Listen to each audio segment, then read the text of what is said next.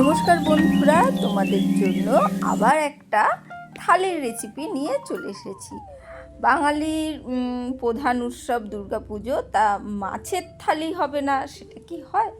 তাই আমরা তো বাঙালিরা মাছ প্রেমী মানুষ, তাই তোমাদের জন্য একটা মাছের থালির রেসিপি নিয়ে চলে এসেছি। আগে একটা মশলা রেডি করে নিচ্ছি। সারা পুজোতে নিরামিষ আমিষ সব কিছুতে কিন্তু এই মশলাটা দারুণ যাবে। আমি দোকান থেকে বলেছিলাম একটা খুব ভালো একটা মশলার জন্যে একটু পরিমাণ মতন এ করে দাও, মশলাটা রেডি করে দাও, আমি সেটাকে বাড়িতে গিয়ে রেডি করে নেবো।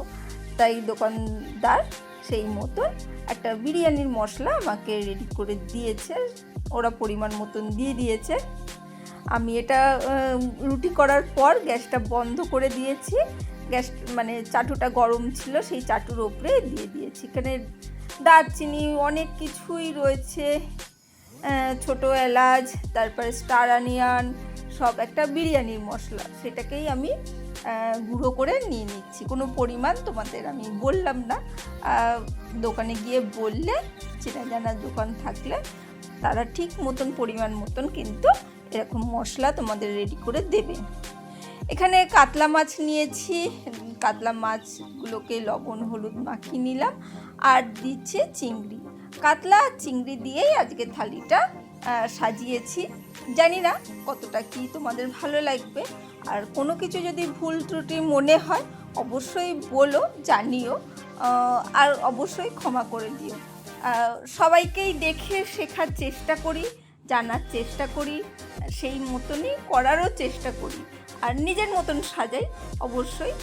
জানি না কতটা কি লাগছে। চিংড়ি মাছগুলোকেও লবণ হলুদ মাখিয়ে নিয়েছি, আর এখানে বেশ অনেকটা সর্ষের তেল গরম করে নিয়ে মাছগুলো প্রথমে ভেজে নিচ্ছি। কাতলার পেটির ভাগটাই নিয়েছি, কারণ পেটিটা কি হয়, মানে কাটাটা কম থাকে, খেতে সুবিধা হয়, বাচ্চাদের পক্ষে তো আরোই সুবিধা। পুজোর সময় আনন্দ করে খাবে, কোনো কিছু খারাপ লাগবে বা বাচ্চারা ভয় পাবে সেই জিনিসটা করলে হবে না। এখানে পেঁয়াজ ভেজে আমি তুলে রেখে দিলাম।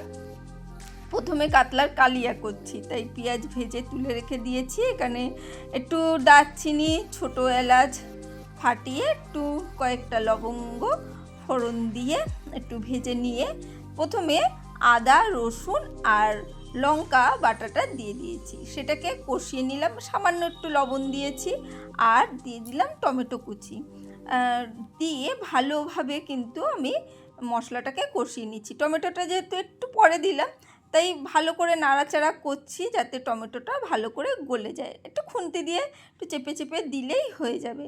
আর একটু হলুদ গুঁড়োও দিয়ে দিলাম রঙের জন্যে, যাতে তেলটার মধ্যে খুব সুন্দর রঙটা চলে আসে। এখানে একটু পেঁয়াজ বাটাও দিয়ে দিলাম। মাছের পরিমাণ অনুযায়ী মশলাটা তোমরা হিসাব করে একটু দিও। যতটা পেরেছি স্পিড বাড়িয়ে দেখানোর চেষ্টা করেছি। জানি থালির রেসিপি তো একটু বড় হয়ে যাচ্ছে, কষ্ট হচ্ছে জানি, যে রেসিপিটা যেভাবে দেখাতে হয় সেইভাবেই চেষ্টা করছি। এখানে কাশ্মীরি লঙ্কার গুঁড়ো দিয়ে দিলাম। অবশ্যই রঙটা তো আসতে হবে, না রঙটা আসলে খাওয়ার টেস্ট তো পরে খাবে তারপরে বুঝবে, কিন্তু দেখতে আগে খুব ভালো হতে হবে, সেই জন্যে একটু কাশ্মীরি লঙ্কার গুঁড়ো দিয়ে দিয়েছি।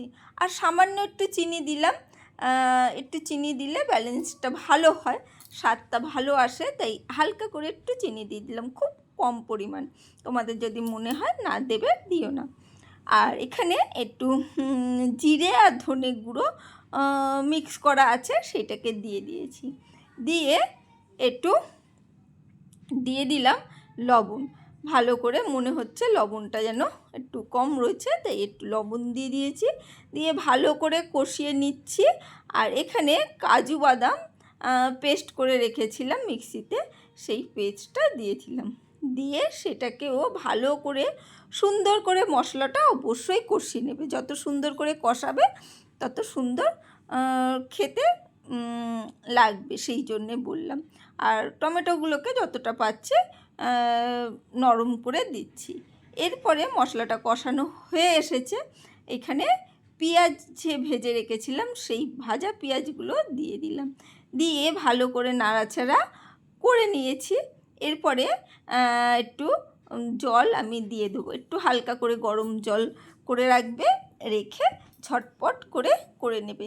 পুজোর সময় অনেক ব্যস্ততা, অনেক জায়গায় ঠাকুর দেখতে যাওয়া, তার মধ্যে সবার ছুটি থাকবে, তাদের খাওয়ার আবদার পূরণ করা, সেইভাবে আমি একটু সহজ করে রেসিপিগুলো শেয়ার করার চেষ্টা করেছি। অবশ্যই এইভাবে করার চেষ্টা করো যদি তোমরা মাছপ্রেমী হও। মাছের থালা রেসিপিটা এইভাবে সাজাতে পারো। আর আরও তো রয়েছে, মানে শুধু তো কাতলা চিংড়ি নয়, পাবদা, পমফ্রেট নানা রকম আছে। আমি জাস্ট সিম্পলভাবে কাতলা আর চিংড়ি দিয়েই তোমাদের সাথে রেসিপিটা শেয়ার করলাম। 4 পিস মাছ নিয়েছি, ওলট পালট করে নিয়েছি। প্রথমে 3 পিস নিয়েছিলাম, তারপরে না 4 পিস করেই ফেলি, তাই 4 পিস করে ফেললাম। এবারে কাতলাটা কালিয়া তো হয়ে গেছে, এরপরে ভাবলাম চিংড়িটাকে করে ফেলি। চিংড়িটা লবণ হলুদ মাখানো রয়েছে, তাই চিংড়িটাকে হালকা করে তেল দিয়ে আমি ভেজে নিচ্ছি ওলট পালট করে। তোমরা জানোই চিংড়ি খুব বেশি ভাজতে নেই, তাহলে চামড়া হয়ে যায়। সেই জন্যে চিংড়িটাকে খুব সাবধানে ভালো করে ভেজে তুলে নিলাম। কাতলা মাছগুলো তো ভাজাই রয়েছে, সেই জন্যেই ভাবলাম চিংড়িটা তো রয়েছে, চিংড়িটাকে অনেকক্ষণ লবণ হলুদ মাখানো রয়েছে, তাই চিংড়ির প্রিপারেশনটা করে ফেলি। চলো, একটু ওই গোটা গরম মশলা ফোড়ন দিয়ে দিয়েছি।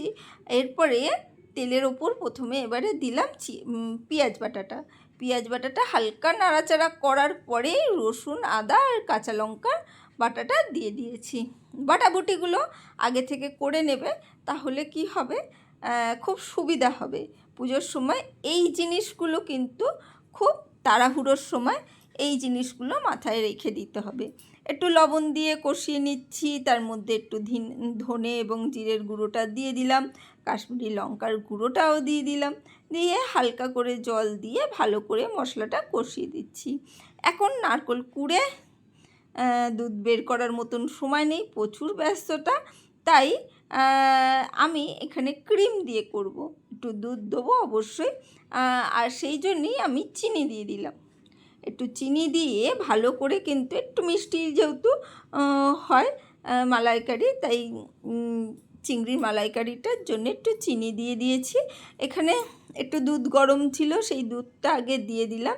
তারপরে আমুলের যে ফ্রেশ ক্রিম আমাদের পাওয়া যায়, সেই ফ্রেশ ক্রিমই আমি ভালো করে ফেটিয়ে নিয়ে ইউজ করেছি। অবশ্যই ক্রিম দিয়ে একবার করে দেখো, বেশ দারুণ হয় এই মালাইকারিটাও। চিংড়ির মালাইকারিটা মানে নারকেলের দুধ ছাড়া মালাইকারিটা কিন্তু দারুণ লাগে। অবশ্যই ট্রাই করে দেখো, না ট্রাই করলে তো বুঝতে পারবে না।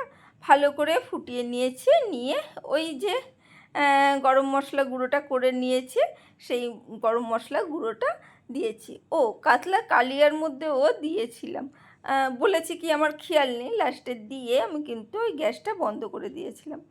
চলো, চিংড়িগুলোকে ওলট পালট করে ভিজিয়ে নিয়ে তুলে নিলাম। আবারও ফ্রাইং প্যানটা পরিষ্কার করে সর্ষের তেল গরম করে এখানে প্রথমে দিয়ে দিলাম আমি আদা, রসুন, পেঁয়াজ বাটাটা একসাথে, কাঁচা লঙ্কা, আদা রসুন দিয়ে যে বাটাটা আর পেঁয়াজ বাটাটা একসাথেই দিয়ে দিলাম। দিয়ে কষার সময় অবশ্যই একটু লবণ দিয়ে দিতে হবে, তাহলে ওই জলটা একটু ছিটকি কম করে।